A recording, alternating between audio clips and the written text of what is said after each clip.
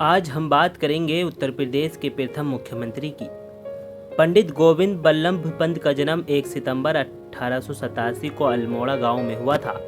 पंत जी एक प्रसिद्ध स्वतंत्रता सेनानी और वरिष्ठ भारतीय राजनेता थे। वे उत्तर प्रदेश राज्य के प्रथम मुख्यमंत्री और भारत के चौथे गृह मंत्री थे। सन 1957 में उन्हें भारत रत्न से सम्मानित किया गया। इस परिवार का संबंध कुमाऊं की एक अत्यंत प्राचीन और सम्मानित परंपरा से है।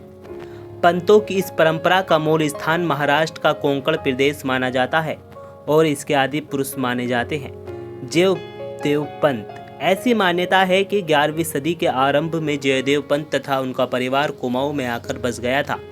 1909 में गोविंद बल्लभ पंत को कानून की परीक्षा में विश्वविद्यालय में सर्वप्रथम आने पर लम्सडेन स्वर्ण पदक से प्रदान किया गया। 1910 में गोविंद बल्लभ पंत ने अल्मोड़ा में वकालत आरंभ की।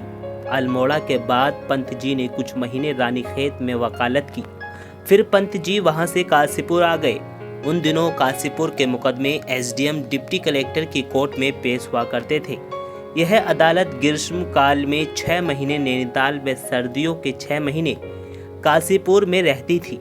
इस प्रकार पंत जी का काशीपुर के बाद नैनीताल से संबंध जुड़ा। सन 1912 और 13 में पंत जी काशीपुर आए। उस समय उनके पिताजी रेवेन्यू कलेक्टर थे। श्री कुंज बिहारी लाल जो काशीपुर के वयोवृद्ध प्रतिष्ठित नागरिक थे, उनका मुकदमा पंत जी द्वारा लिए गए सबसे पहले मुकदमे में से एक था, जिसकी कीमत उन्हें 5 रुपये मिली थी।